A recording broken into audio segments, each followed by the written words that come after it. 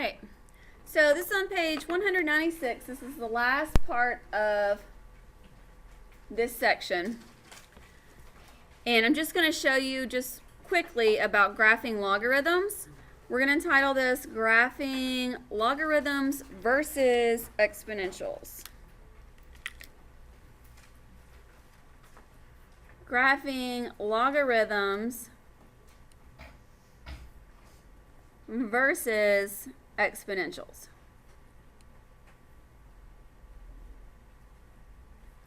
Remember, we started this whole section off with how to graph exponential functions. If you don't remember, you can go back and look at those pages. So first I'm going to say, let's graph log base 2 of x equals y. Log base 2 of x equals y. So that's the logarithmic form of the equation, right? Remember, the exponential equation, or the exponential form, remember your little snail, would be 2 raised to the y equals x. And to help us graph it, we're just going to use a little table of values.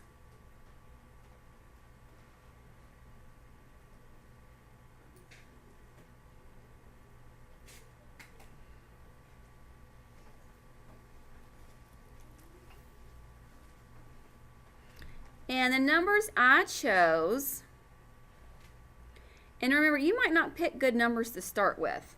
And if they're not, you don't have to use these numbers. You could use different numbers. But I used, and I knew my base was 2, and I'm going to have to try to write this with the same base. So I used things that could be written with a base of 2, and I did fractions as well. So I did 1/4 for my x values. 1/2, 1, 2, 4, 8, and 16.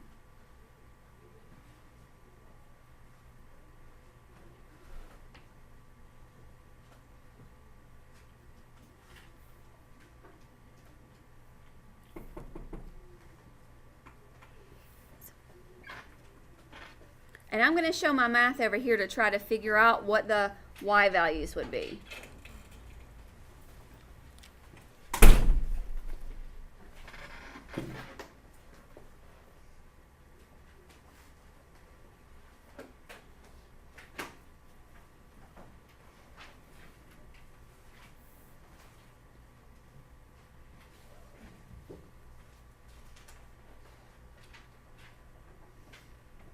So for 1/4, if x is 1/4, 2 raised to the y equals, instead of x, I'll substitute in 1/4. What base can we write both sides using a base of what?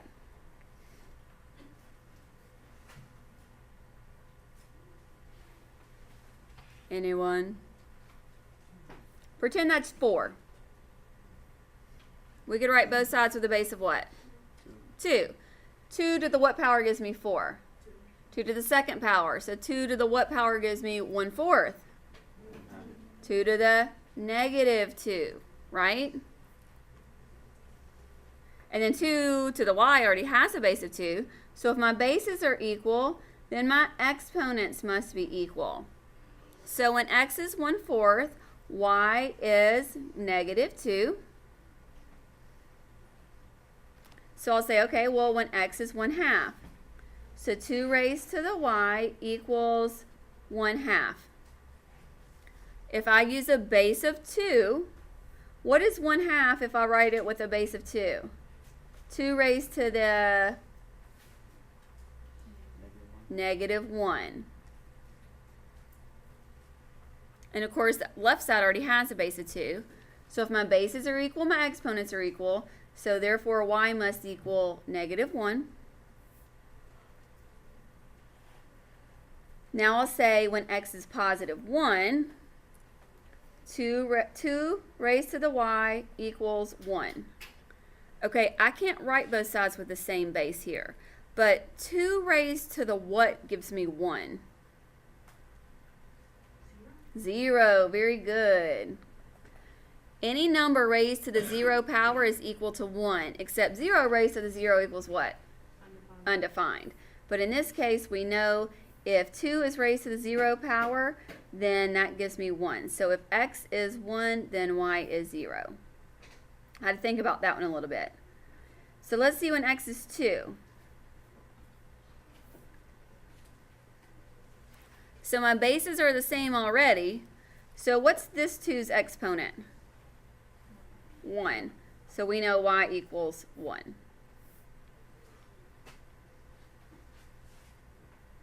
Okay, let's see when x is 4. 2 raised to the y equals 4. Well, what's y going to be? 2. But let's write it both sides with the same base. How are we going to write 4 with a base of 2? 2 squared. So yes, y equals 2.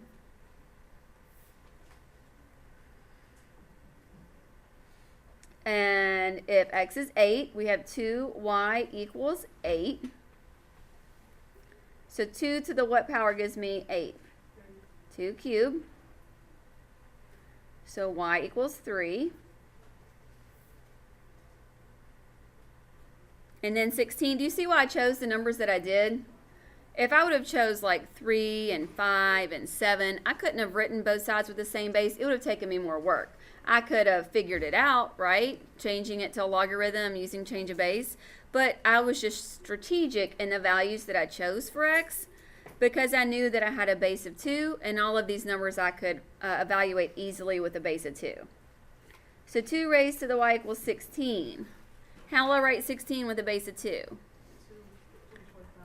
2 to the 4th. So therefore y must equal 4.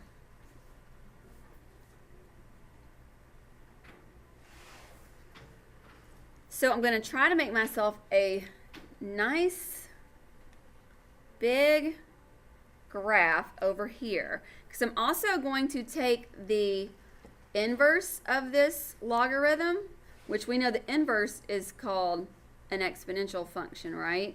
Where we change the x and the y. So what I'll do, this is the exponential form of a logarithm, but to be the exponential function, I'll flip-flop the x and the y. So I'm also going to put that on the same graph. So I'm going to make a nice big graph over here.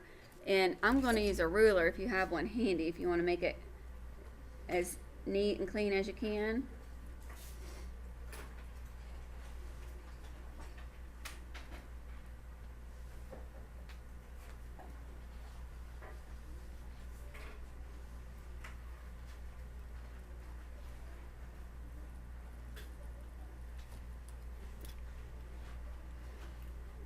And then my x's go all the way up to 16.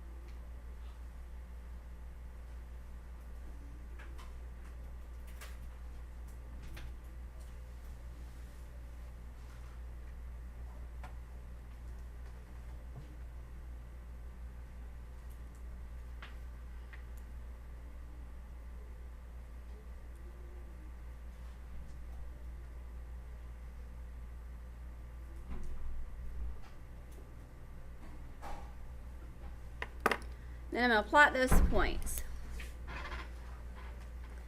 So when x is 1/4, y is -2. When x is 1/2, y is -1. When x is 1, y is 0. When x is 2, y is 1. When x is 4, y is 2. When x is 8, y is 3. When x is 16, y is 4.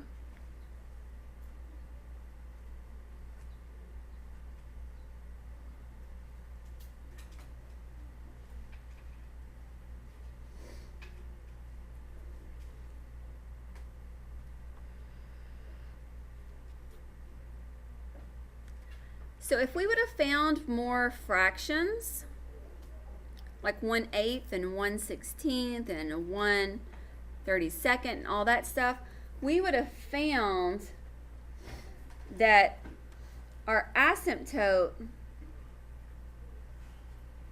would have been the y-axis.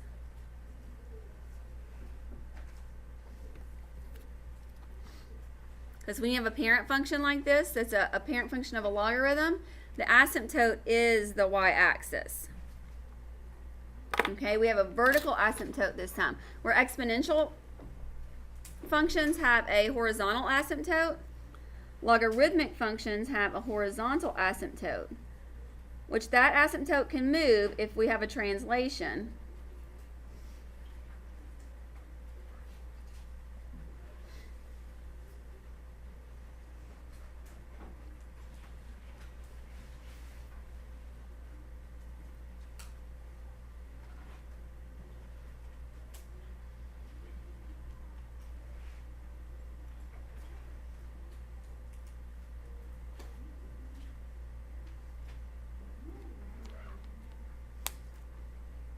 So for this logarithm, there's no y-intercept,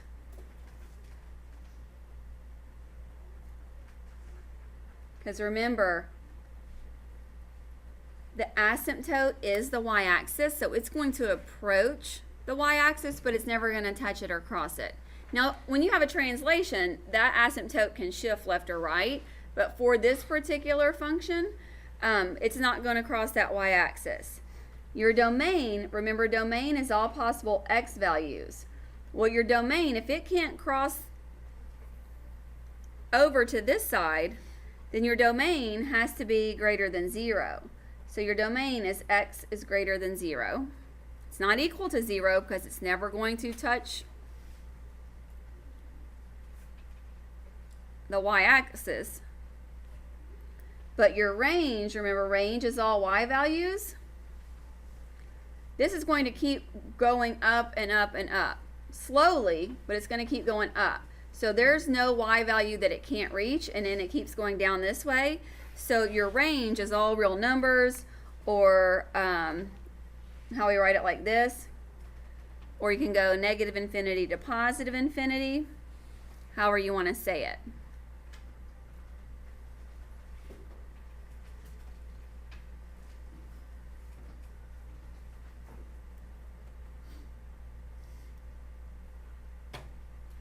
Okay, so let's compare that to the inverse of this particular logarithm, okay? So let's take and let's graph y equals 2 raised to the x. So that we're taking the logarithm where y is the exponent, we're flip-flopping them. So now x is the exponent, y, and it's set equal to y. Okay, that's the inverse of the logarithm that we just graphed. This is now an exponential function. We just graphed a logarithmic function.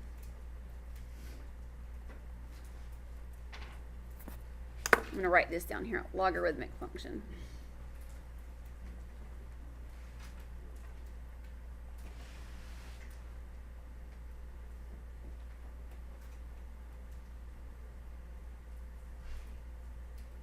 So what I'm going to do is I'm just going to take that table of values that we found above, and if it's the inverse, don't the x and the y just flip-flop?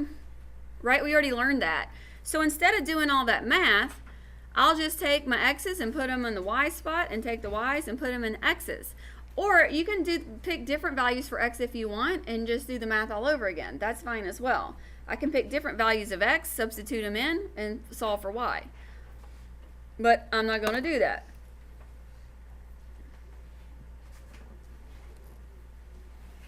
So instead of 1/4 comma -2, I'm going to do -2 comma 1/4. I'll do -1 comma 1/2, 0 comma 1, 1 comma 2, 2 comma 4, 3 comma 8, and 4 comma 16.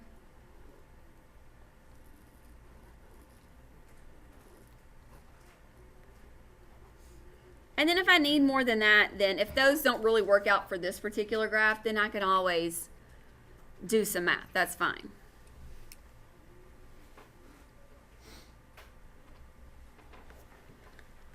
So I'm going to start plotting these points.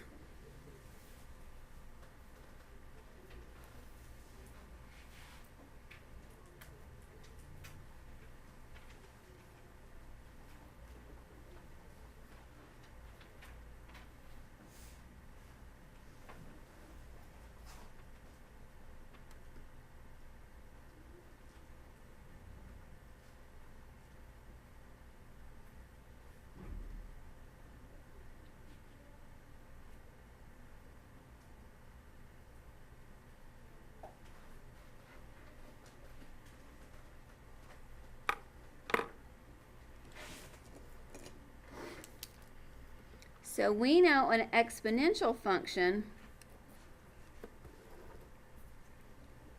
that our asymptote is horizontal, and in a parent function like this where there's no translations, the asymptote is going to be at y = 0.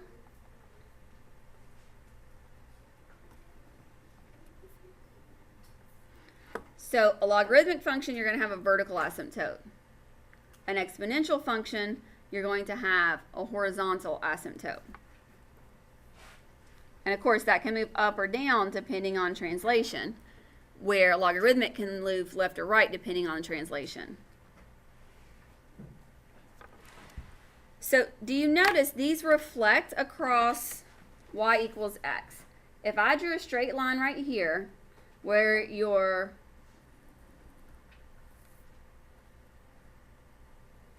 y-intercept is 0 and your slope is +1,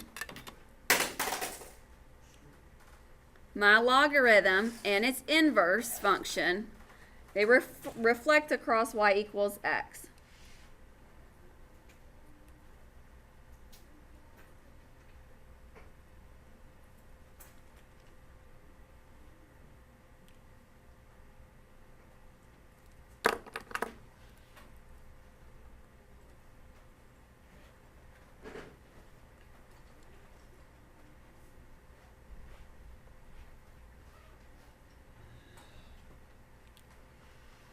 So on the logarithmic function, it had no y-intercept. On this exponential function, my y-intercept was 0, 1. And remember, that'll change if it's a translation. The domain, which is the x values, is all real numbers, where the domain on the logarithmic had to be greater than 0. Well, the domain here, my x values are all real numbers. But my range has the limit on it, where the range on the logarithm did not. My range, if my asymptote is at y = 0, I can't have any y values below that. So my range is y is greater than 0.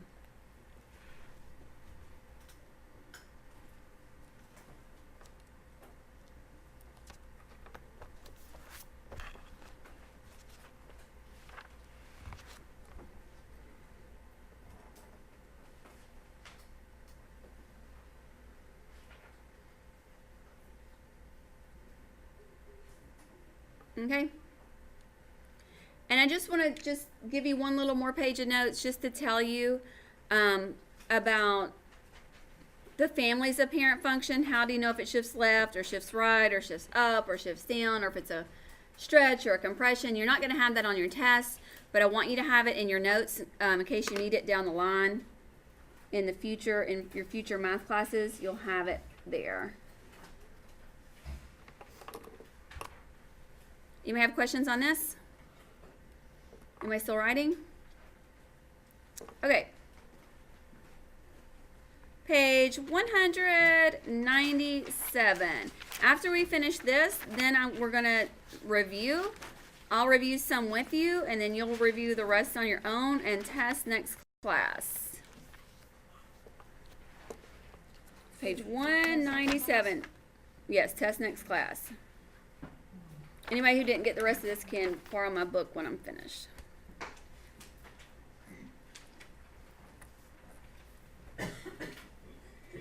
That says 197. Very messy.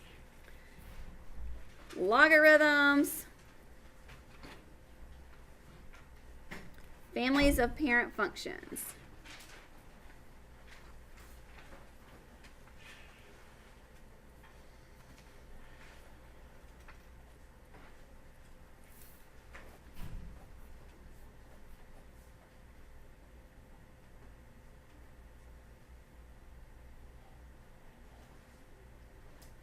So if you have a logarithm, the parent function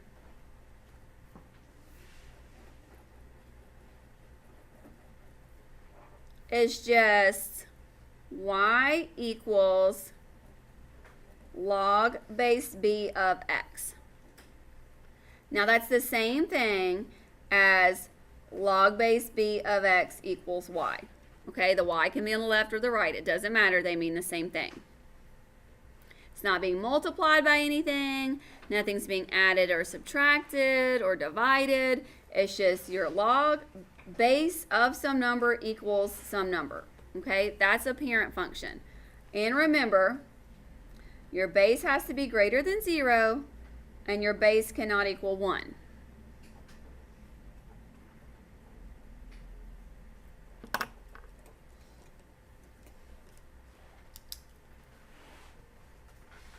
If you have y equals a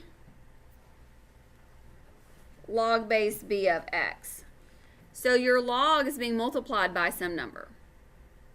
So like 5 times log base 2 of 4 or whatever. That tells you you're going to have a stretch, compression, or reflection. Okay? So it's a stretch if the absolute value of a is greater than 1.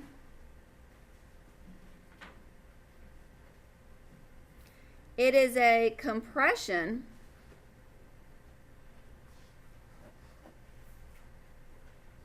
if the absolute value of a is between 0 and 1.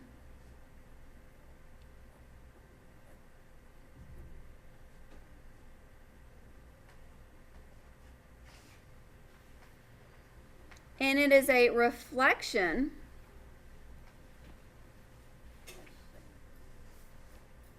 if a is less than 0, and it's a reflection in the x-axis. So basically, if that's a negative number, if a is a negative number, it's going to reflect across the x-axis.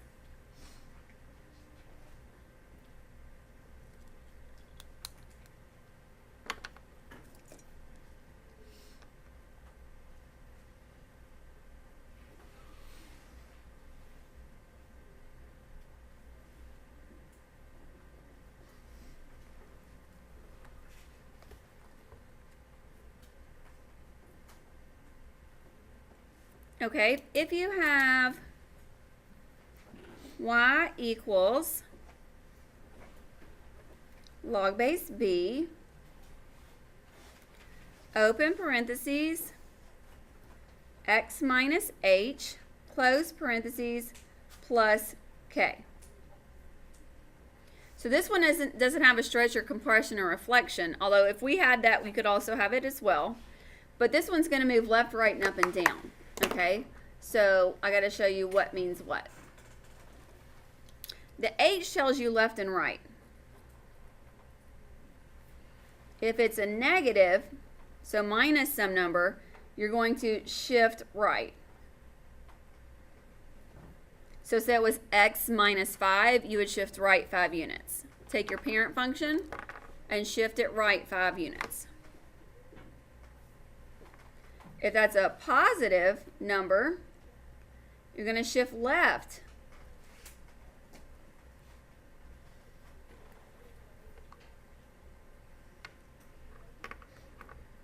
Also, that's going to tell you where your asymptote is. So remember, we just graphed that parent function of a logarithm, and the asymptote was right at, it was the y-axis, x equals 0. So if you have like x minus 2 or x plus 4 or whatever, that is going to move your asymptote left or right. So your h tells you where your asymptote is going to be. So let's make a note of that. H tells you where the vertical asymptote will be.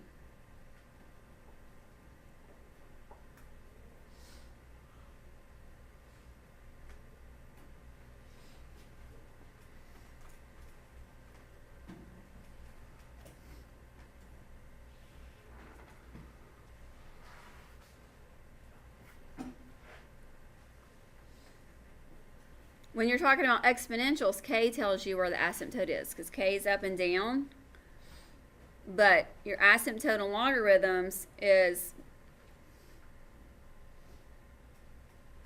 left and right, so that's why h tells you. Okay, and the last thing, your k tells you if you go up or down. If k is positive, you shift up.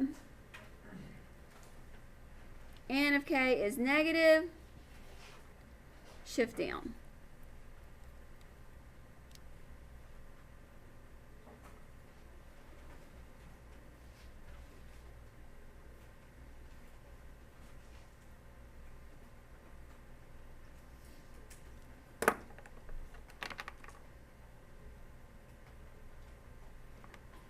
So real quick, just a very quick sketch. If I said to sketch y equals log base 3 of x minus 4, the parent function would be y equals log base 3 of x, okay? But that minus 4 translates it somehow. So we have an h value, it's minus 4, so it tells us to shift to the right 4 units, okay? So if we had a graph, we know a logarithm, the parent function, the asymptote is the y-axis, right? So if we shift it to the right 4 units, because that's what the h tells us,